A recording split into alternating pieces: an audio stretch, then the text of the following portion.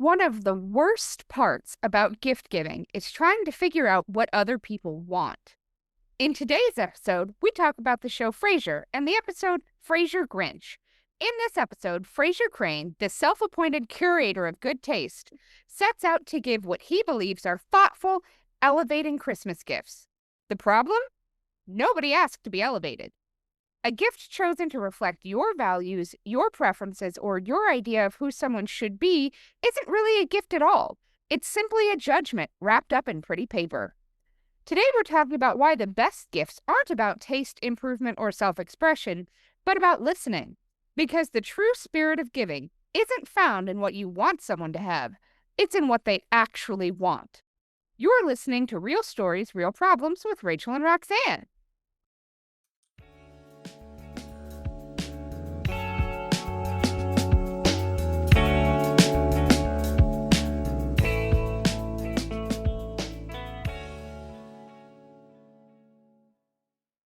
Merry Christmas, Rachel. Merry Christmas to you too, Roxanne. How are you today? I'm basking in the terrifying shadow of your 11-foot Christmas tree. Yeah, we have vaulted ceilings in one room, so we might as well do it up big. It is an impressive and terrifying feat. Absolutely. And in my room, I've got my little Christmas tree that my friend Jay gave me. Hi, Jay. Because I know you subscribe anyway you're listening. And it's got like my sentimental ornaments on it, and it is not a showpiece in any way, but it makes me happy and peaceful, and it makes me think of loved ones that are no longer with me. And Frasier would not have accepted that. He would have insisted on those Treasure Island trees, like the perfectly decorated, so. Yeah, Frasier wants the Disney experience. Exactly, yes. But yeah, so this is the season 3, episode 9. Right. It's called Frasier Grinch. And this episode essentially is about proper etiquette in gift giving. Right. And this whole Frasier is a relatively old show in the grand scheme of things. This was in 1995 was when this was filmed. Roxanne, do you want to tell us what was going on in 1995? It was a lot, actually, and not a lot of it was good. Okay, Timothy McVeigh bombed the Murrah Federal Building in Oklahoma City, killing 168 people. In technology news, the first model of the PlayStation and Windows 95 and DVDs were all invented in 1995. The O.J. Simpson murder trial finally ended, and it was a not guilty verdict, causing chaos across country. Michael Jordan returned to the NBA, thank God, and sadly, Jerry Garcia of the Grateful Dead died. Gratefully, I guess. Yeah, but that's okay. I mean, yeah, we had a lot going on back then. It was a lot of chaos. We did. I remember most of those things. The O.J. Simpson trial was on every station of every TV for 20 hours a day. Exactly. Yes. A focal point of life at that time. And so the fact that it ended, guilty or not guilty, the fact that it ended made life better for everybody. They had to analyze it, though. They had the footage over and over again, and Nancy Grace had to analyze it, and oh my God, I'll never forget that. And then we got to spend the next 30 years knowing he was guilty and sin. Oh yeah, he wrote a book about it, like the most guilty to ever guilty. Right.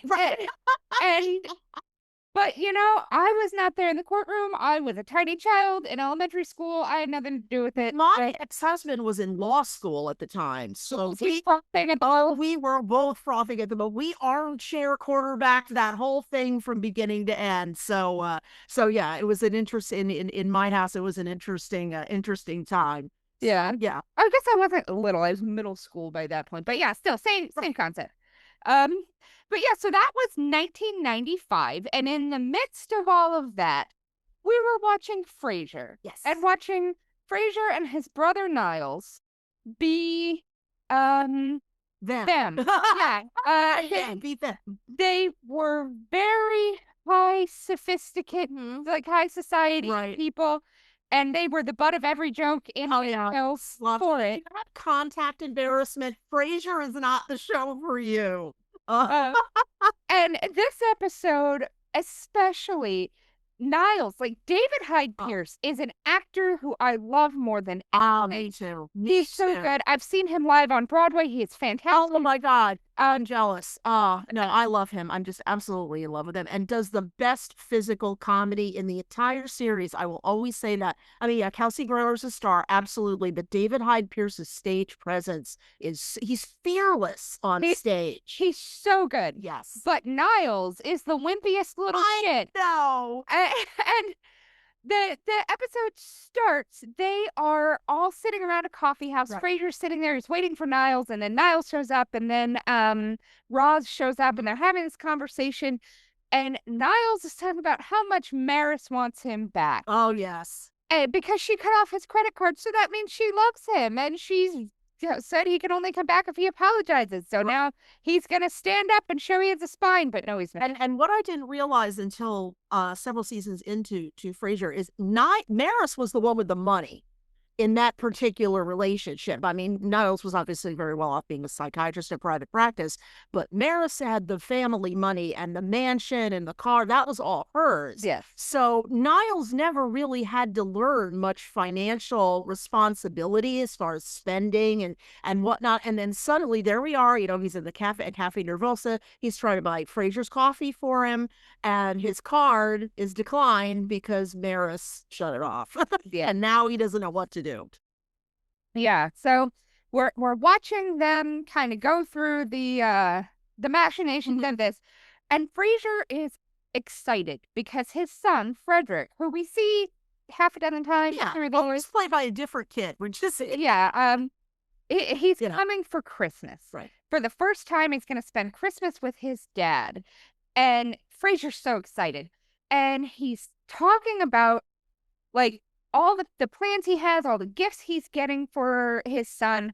For Frasier, this is a huge deal to get to spend the holiday with the person he loves the most. Yeah. And then as we're watching, they're having these conversations, and then the waitress comes over and cuts up Niles' credit card. And I actually paused it. I looked at Roxanne and I was like, did they ever actually do that? And I said, no, they thank God, because a number of times my cards have been declined.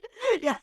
No, they do. No, they don't do that. Because I can't imagine like going in and then being like, oh, you're an awful person. We're taking your card away. Right, exactly. And we're going to destroy your personal property in front of you and all the other customers. Yeah. Yeah. So that's clearly done up for TV. Sure. But as they're going on, they did the every episode on Frasier's taping a show and a guest star calls in. Right. And it's always a very famous person who's just doing this voice on the phone. This one was Ray Liotta. Who calls to confess he doesn't want to go home for Christmas because all they talk about is the turkey, which God love you, Bob, Ray Liotta, because other people's families get in fist fights and screaming. That's all you have to worry about, Ray Liotta. Like, seriously, turn it into a bingo game or something to entertain yourself. You could be a drinking game, something like that. But no, other people, it's like, well, all right, racist Aunt Shirley's got to come, and this, Yeah. So, like, honestly, that's a relatively small problem. But that was the call that Frasier got. And as Frasier is doing his show, everybody around him is having a Christmas party. Right. And so they march the Christmas party into his office while he's on the air. and they're parading a stripper dressed like Santa Claus. And Bulldog is wrapping him in tinsel and lights. Right. And they're having just a great time as Frasier is trying to read this Christmas fable he wrote about Olaf the Lonely Goat Herder. And his magic wooden flute that he carved for himself for Christmas. And then some merchant's kid takes it, and who cares? Nobody else at the station cares.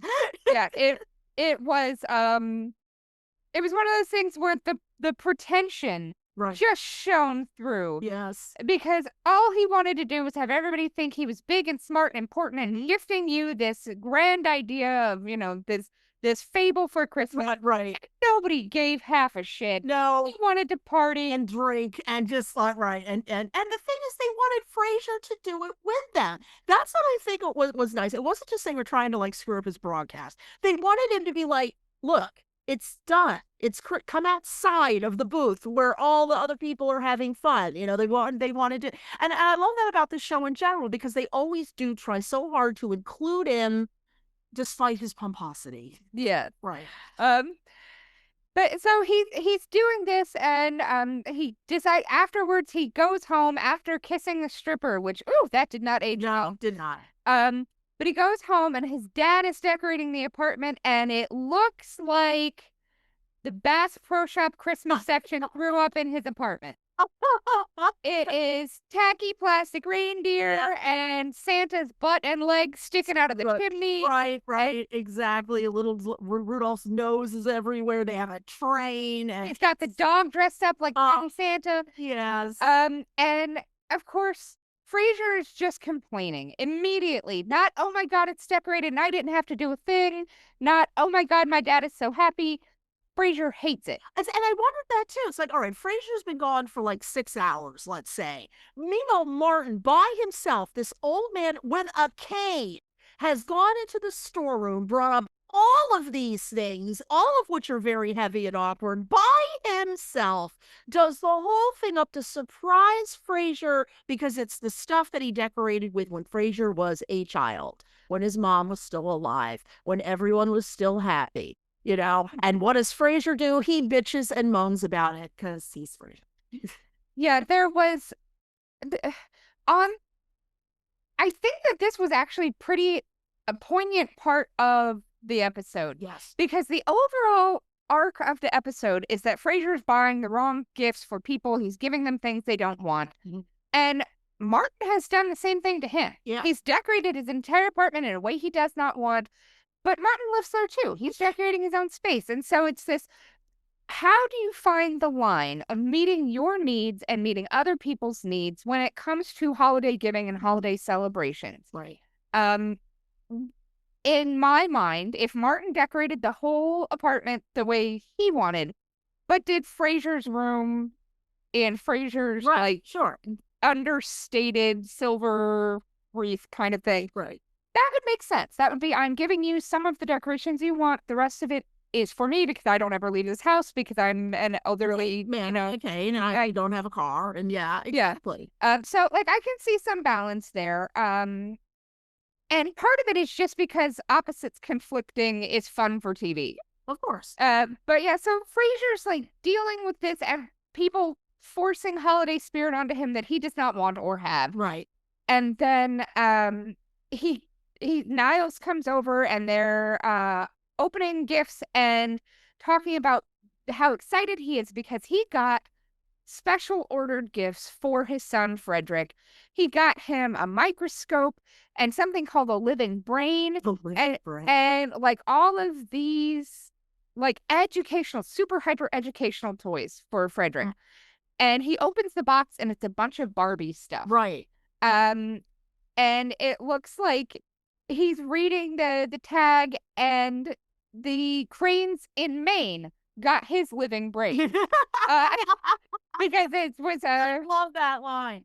Like Franklin Crane in Bunkport, Maine. Right, got it. So the post office switched the packages, and so now the Cranes of Maine have his living brain, and Frasier and Frederick is going to end up playing with Barbies. Which if that had happened in today, that would have been a whole thing that they could explored. But 30 years ago, not so much. So Frasier and Niles rush off to the mall to find the toy store to buy gifts for Frederick.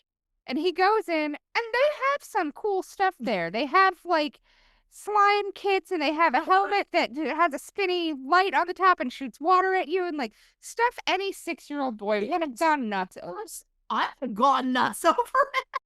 And so Frasier and Niles are standing there, and this is just not going to do. He wants the educational toys that he wanted for his son, that he originally bought for his son. And he finds somebody who bought some educational toys at another location and pays him for them. Right. And there's a funny little thing where Maris has cut off Niles' bank account, so Niles writes the guy a check for part of the payment. Right. Part of the payment because the guy's trying to really up the price since it's Christmas and you're desperate. And the big toy this year in the show, not in actuality. But in the show, the big toy was called the Outlaw Laser Robo Geek. Right. And it shoots death rays out of its eyes and something like you don't ever see it. Right. You just see like the empty This is display. like a Terminator type toy, so it's maybe like a Transformer. I don't know. That's some kind of thing with light up eyes and something little boys would have really liked. Right. Probably violent, may have shot pieces off of the shelter and whatnot. Yeah. But yeah, so that was the present. And what the real present in 1995 was for that. You know what? I have the internet. Let's look it up. Yeah, I was just wondering, what was the hot toy gift in 1995? What did every kid have to have?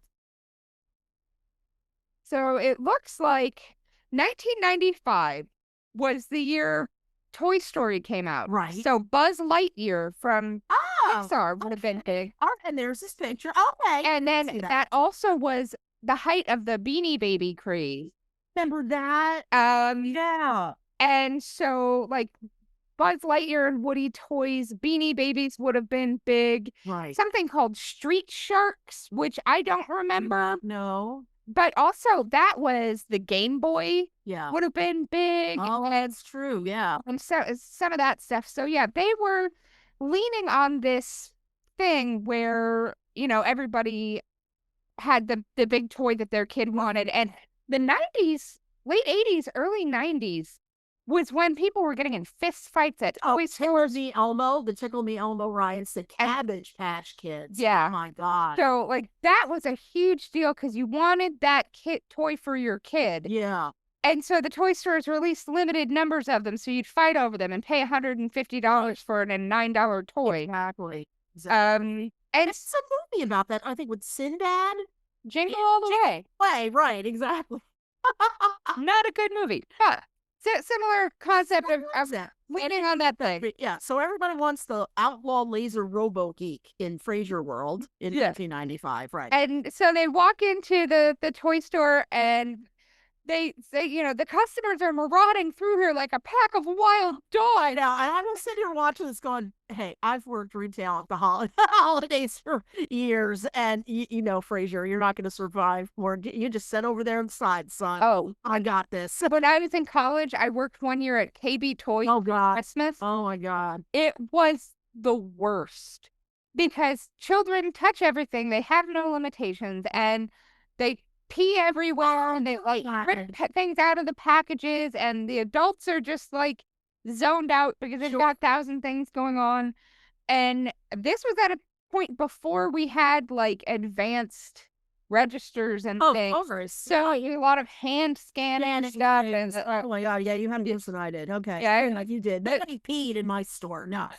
Yeah, the toy store was hard. That's awful. But they're walking around, and honestly, David Hyde Pierce, such a treasure. When he puts on the helmet with the X-ray goggles and the siren on the top, and he's pushing things like, what's it doing? What's it doing? And it's spraying water, and sirens going off, and it was so funny. And Niles recommends, why don't you just give Frederick a check? Yeah. And Frederick's like, you can't give a child a check. And Niles is like, I'm giving a child a check. I'm not giving him. He's like, your bank account was cut off. Oh no. Oh no. Yeah, he doesn't know what he's gonna do now.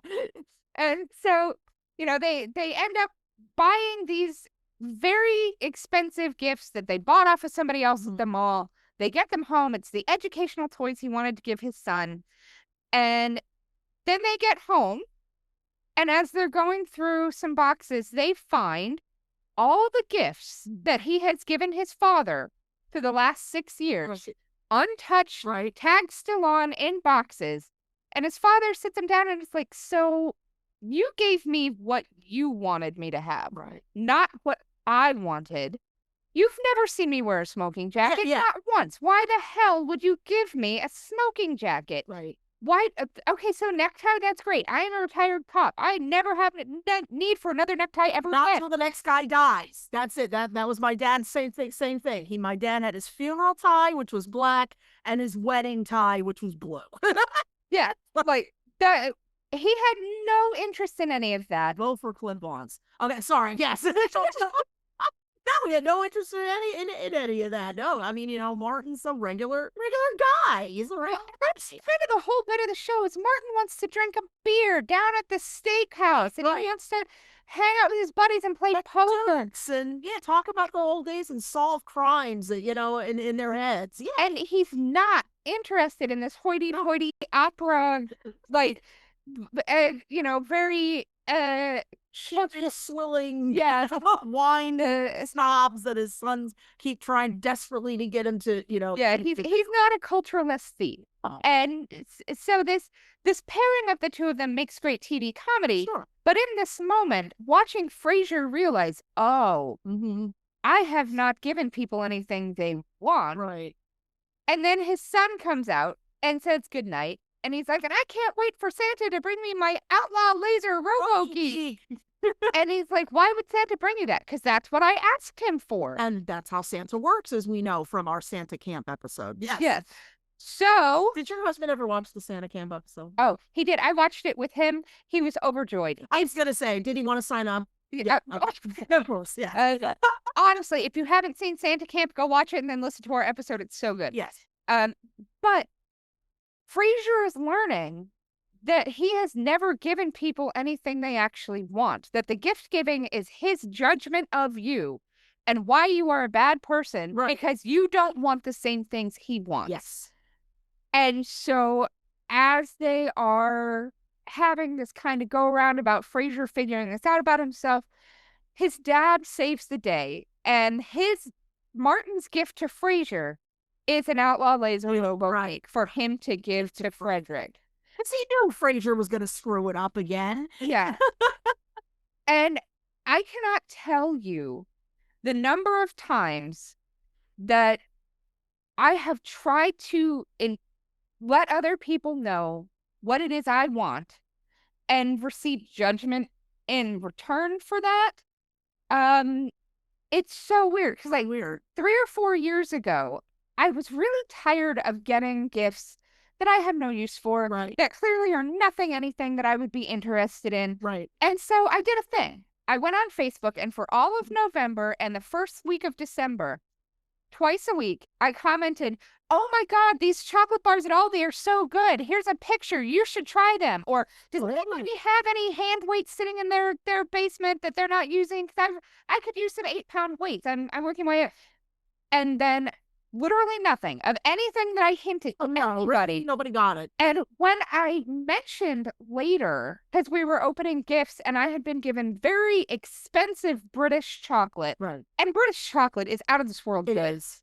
But at that point, my doctor had me on a low-carb diet because we were checking, I've been dealing with health shit for a while. Right. And we were going through, okay, is maybe your carb count impacting this? Is maybe that? So this was like an elimination diet kind of thing. And it takes forever, and you have to keep very careful records of what you're eliminating and what you're adding. Yeah. But the chocolate bars that I shared from Aldi on Facebook worked within that. Oh. And so I had been like, hey, here's a chocolate I really like. Please. And I mentioned it to the person who got me the very expensive British chocolate. She was like, I don't shop at Aldi. Oh. And I was like, oh, okay.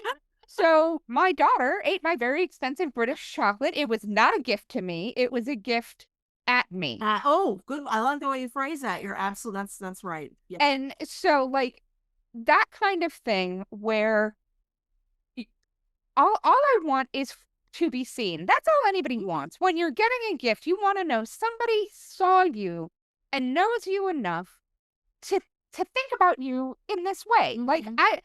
Okay, if you give me a big expensive thing, that's nice, but it's not necessarily anything that shows me you know who I am. Yeah, exactly. Right. And so it was really difficult to try so hard to make it very clear to everybody, here are some options, and literally nobody picked up on it.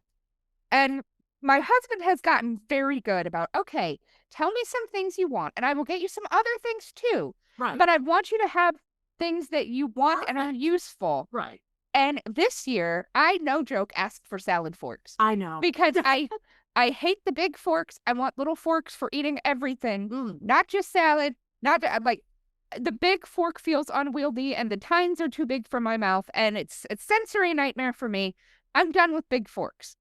And I'm sure any other person, if you gave them salad forks, they would be like, I'm sorry, what? Right. Like, this is not a gift. This is a very specific gift. You know. But that's like the thing that I wanted. And so I am sure he has forks for me somewhere because that's the only thing I asked for. Then he'll get me other things too that are like, here's things I know you like, here's things, but I know that not everybody can look at my life and be like, she needs forks. Forks. Exactly. It's tiny forks she wants. Yes, exactly. It's tiny But, forks. but we live in a world of social media. Right. You can go back in the entire last year of somebody's life on Facebook or Instagram or whatever and see the things they've liked, that they've commented on.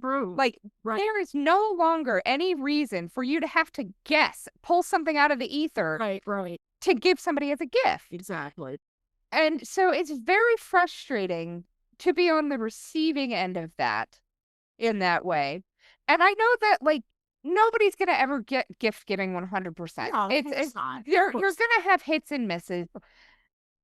But yeah, in this case, it seems like Frasier was only misses. Right, exactly. And what I thought was interesting is Frasier and Alice both said that when they were kids, their mother had told them not to say anything about Martin's, five and dime store kind of decorating scheme. He goes, you'll hurt his feelings. But what's funny is that then when Frasier asked Martin, well, why didn't you ever tell me that I've been giving you these gifts that are too sophisticated and that you're only storing it with the same thing. I didn't want to hurt your feelings. So it's like, the whole communication thing. Of course you don't want to hurt somebody's feelings, especially on Christmas. But what's the option? Suffer for the rest of your life getting stuff that you don't like that you're either going to have to re-gift if you've got. But who does Martin hang around with even that he could re-gift that sort of stuff to? Yeah, I mean, retired cops.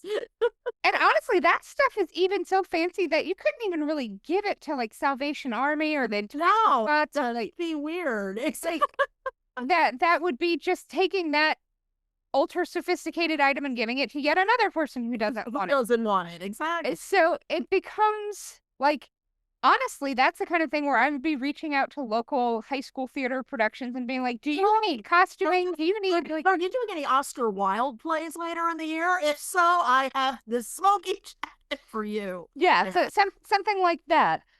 But it's very frustrating to try to give gifts to people who don't give you any idea what they want. Yeah. And it's very frustrating to receive gifts from people who clearly did not think about you in the purchase of this. Mm-hmm.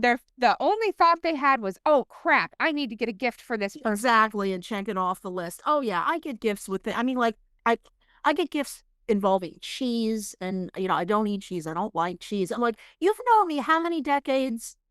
Have you ever seen me eat cheese? Have you ever seen me eat this? And magazine subscriptions. Why would you? Don't do that, people. I'm actually looking at the microphone while I'm doing this. Do not give people magazine subscriptions. They don't want that. Yeah, I mean, I've had a couple of magazine subscriptions over the years, and literally, I don't know that I've ever opened one of them. They go in the bathroom and in the toilet paper folder / magazine rack. Yeah. And then once they get damaged by water enough, they get thrown out. Now to recite that a new one comes in. Yeah. And so there are some things that you really have to think about. I mean, sometimes you realize that you boffed it for yourself. Like, I know that there have been times when somebody has shown me a thing and I've been like, oh, that's lovely. And in my head, I've been like, I would never, ever wear that. And then it shows up later as a gift and I'm like, oh, fuck, this is my fault. Right. I said, it's lovely. You said it was lovely and now you're going to get one every year for the rest of your life. Yeah. So it's a bad precedent. You have to be very careful when you're commenting on things or thinking about things because that can then come back to you if you're not perfectly honest with everybody. But even that, like, I would so much rather be told you're not giving me gifts that I want. Right. Than to continue to get you things that you hate. Right. I have one person who I would give them a gift for Christmas and then it would be my birthday gift. Or I would give them a gift for their birthday, and then it was my Christmas gift. And about the third time it got re-gifted to me, I said, I'm never buying them another physical present again. I will make them cookies, or I will take them to see a show, or I will do. But I cannot come back to you. Yeah, things that cannot be re-gifted to me because, oh my God, like I actually put some thought into this for you. And sometimes when you're dealing with somebody who's super broke and they're very limited to buying gifts off clearance racks or something like that, you really don't have, it is truly the thought that counts. They thought about you. They didn't have a ton of money and they got you a gift anyway. That's lovely. That's not what I'm talking about. No. This is just a very different, like, clearly if I'm getting you things that don't work for you, or like if I buy you a lotion and you don't like that scent, or you have a specific brand that you use and this is not the right one, you can let me know that. Like, be like, this is so fantastic. In future, this is what I would want. But this will be great for XYZ. Yeah. And so then I know to get you the right thing in the next time. Yes, exactly. There's no shame in that. Yeah. Absolutely. I mean, I'm not envying my friends at the store because, you know, in January, it's always like, my husband bought me this. I don't like this. You know, can I exchange it? But none of them ever tell their husbands or their boyfriends or their brothers or their sons, because it's always a guy that is for one that doesn't, that they don't like that particular fragrance. And so it goes on for years and years. Every Mother's Day, they get the wrong thing. Every Valentine's Day, they get the wrong. Like, tell him already. Just tell him you don't like white gardenia and you'd rather have Japanese cherry blossom. Just tell him. I promise it'll be okay.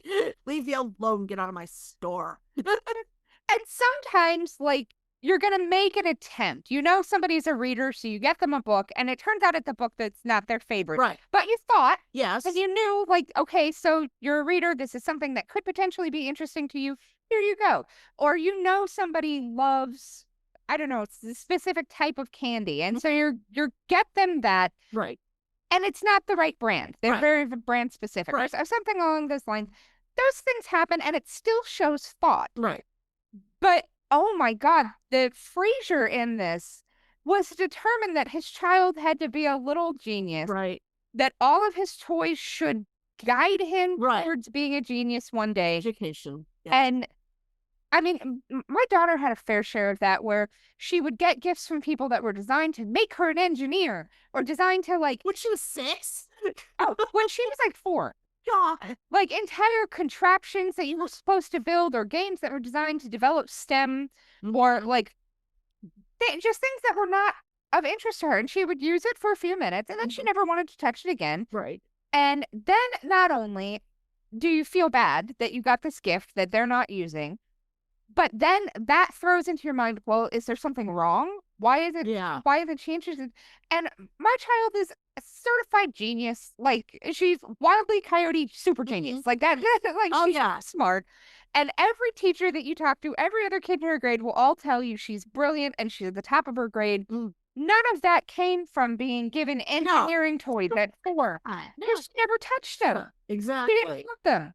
And you need to know the person that you're buying gifts for, and not buy gifts that are designed to make them a better person. Right.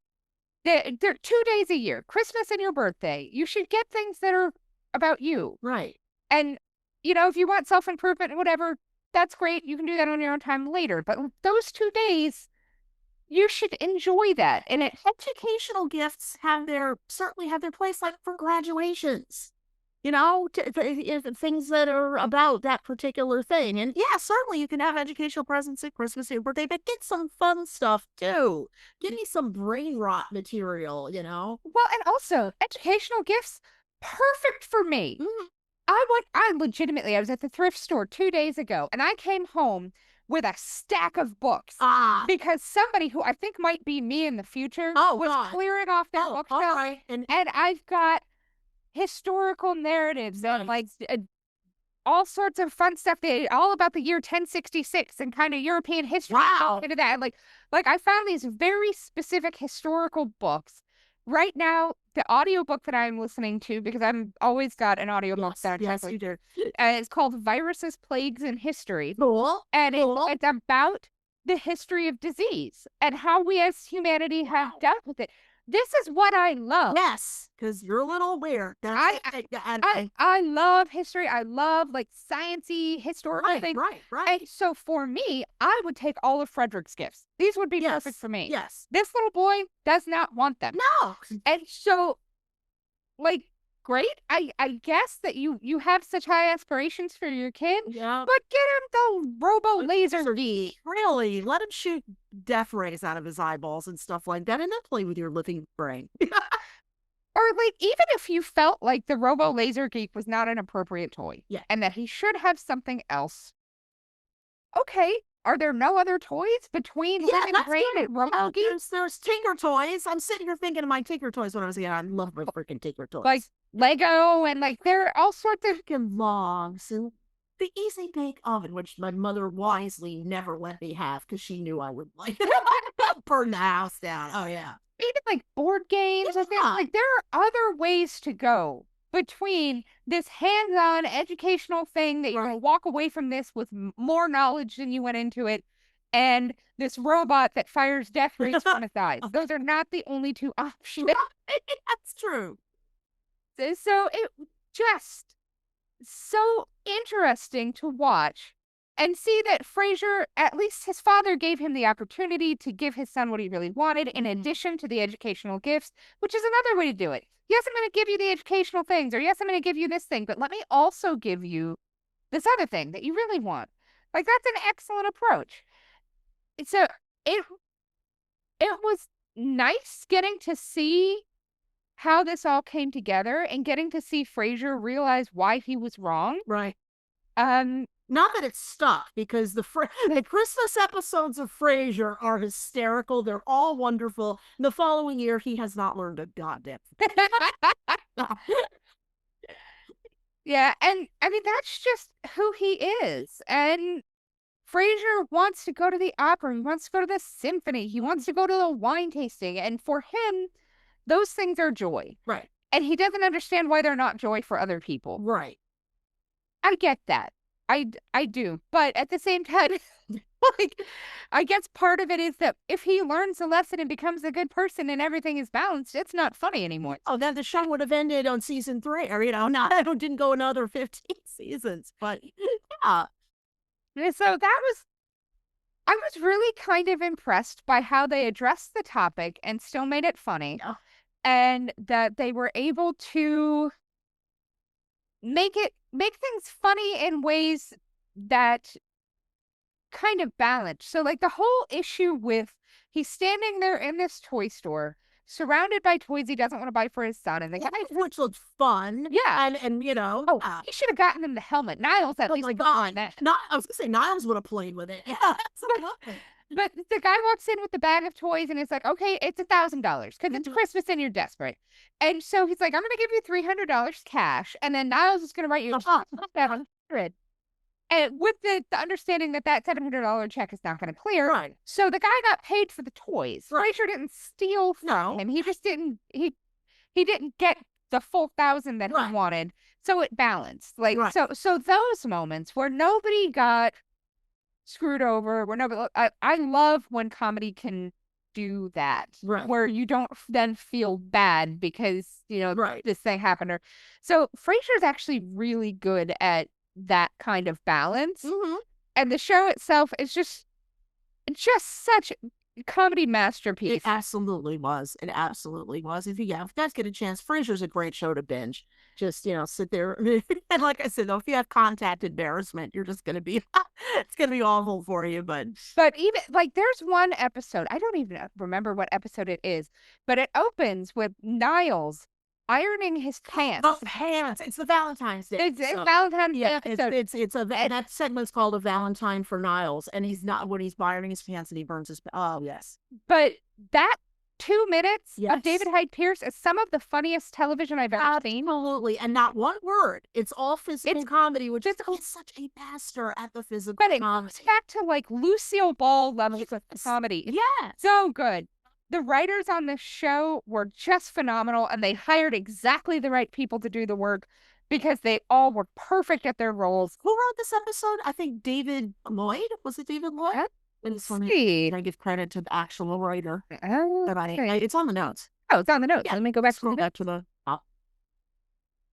Scrolling. Yeah. Writer David Lloyd. Yes. So yeah, this was so good. If you are a writer and you want to see how writing should flow, if you want to get a feel of how comedy writing should work, this is a great episode to look at for that. Definitely for character development, for the reinforcement of the characters and the way they are. Absolutely. And tomorrow when you're marching around doing your Christmas stuff, just run all the Christmas episodes of Frasier. That's like 5 hours of Frasier, but but they are so funny, all the Christmas episodes. And if you have not already bought all of your Christmas gifts and wrapped them and put them under the tree, and you're having that moment right now of, oh no, I bought the wrong gifts, you still have time. Yes. So go make sure that everybody in your life is pleased with the gifts that they're receiving. Make sure that you are giving with the spirit in which it is intended. And, watch some Frasier in the background. It's going to be so much fun. And get little forks for people. If you're stymied as to what to give, I think forks will be a confusing yet ultimately useful. And practice self-care by all means. If you have depression, if you're struggling with anxiety and everything that's going on in the world and the country now, absolutely. Even if you're not diagnosed, you probably have a lot of fatigue, mental fatigue at this point. Definitely practice your self-care. If you don't feel like doing the Christmas thing, put on some horror movies, for God's sakes. Yeah, there are even some Christmas horror movies right now. That's the point. Oh yeah, that's my plan for tomorrow. Yeah, starting off with Black Santa and ending with Silent Night, Deadly Night, baby. It's going to be my day, and I'm looking forward to it. Excellent. Yes. But thanks for listening to Real Stories, Real Problems with your hosts, Rachael and Roxanne. We hope you enjoyed our deep dive into proper gift giving and the show Frasier. Join us again next week for a glimpse into another financial problem and a documentary all about it. If you enjoyed our show today, please remember to like, subscribe, and leave us a review on your podcast app. Thanks for listening. Happy holidays, and see you next week. Bye for now.